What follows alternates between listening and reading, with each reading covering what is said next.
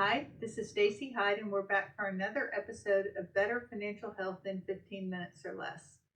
And as Valentine's Day approaches, I would like to talk about something that often comes up in meetings. And, you know, my husband and I have always had a joint checking account. We really didn't have much choice because when we got married, I was the only income, he was in school. So that caused us to kind of merge our finances and move forward. But that's not the norm as I talk to our clients and as I talk to my friends. It's much more common to have kind of two separate accounts and then some sort of division of bills that makes sense for both members of the couple. But I would say this, that's fine to have those separate accounts. But particularly if you are legally married, I would really encourage you to make sure that the other spouse is on that bank account. Because if that other spouse is not on that bank account and something happens to that spouse, either they get sick and they're in the hospital or they pass away, that surviving spouse is not going to immediately have access to that. It's going to get locked down. The bank or the investment company is going to lock that down and they will not be able to access that, which can be a problem if there's bills to pay, such as hospital bills, doctor bills, funeral cost, or just regular operating expenses of the household. So there's two ways to go about it. The easiest way is to just add the other spouse as an owner. They don't have to show up on the checks. They can just have the one person's name on it. But as long as they're on the account, if something were to happen, it would automatically pass to them.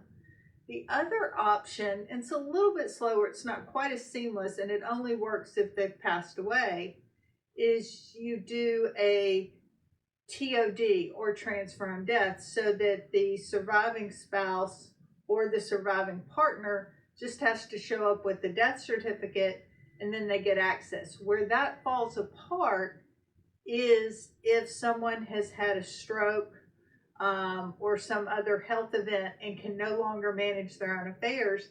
If that spouse is not on that account, they're likely going to have to go get a conservatorship or something like that unless that spouse has a power of attorney.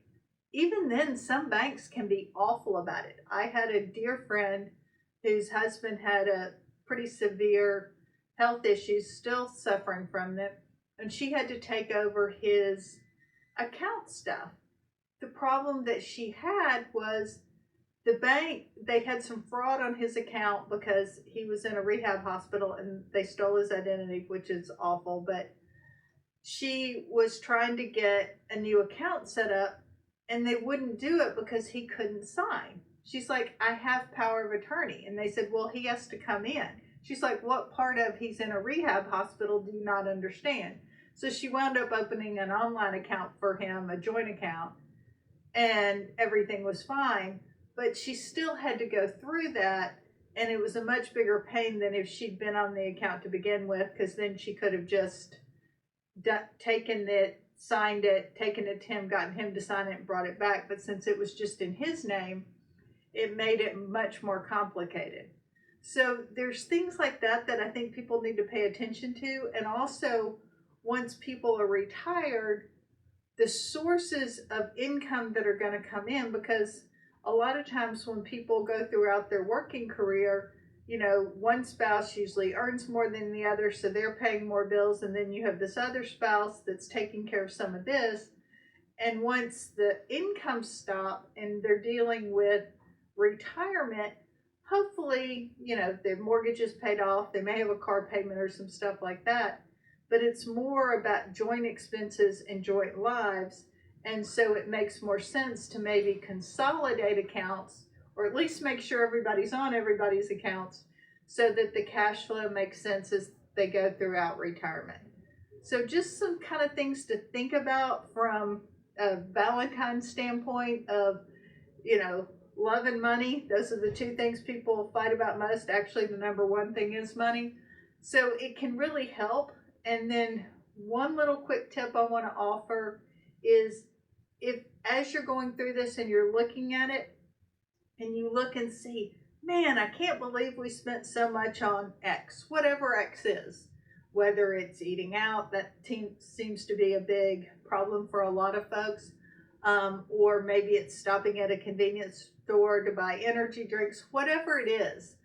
Um, if you're spending more in an area than you were aware, or just kind of makes you go, ooh, if I just could reduce that by 25%, I'd have so much more money. The easiest way to do that is to start paying cash for that. Give yourself an envelope every week or every month with the cash that you've said, okay, this is what I'm willing to spend on this. If it's eating out, it'll get much easier to go to the grocery store. If the issue is stopping and buying energy drinks at the convenience store, it'll be much easier to go to the grocery store, to Walmart, buy it in bulk, and pull it out of the refrigerator on your way out the door. So just some ways to think about it. We just pay more attention to cash. It's so easy to swipe a card, put in a pin, whatever. But I would encourage you, if there's some spending that you're like, I'm bad about that, use cash. It's a great way to kind of rein that in. So thanks so much for tuning in. This has been another episode of Better Financial Health in 15 Minutes or Less.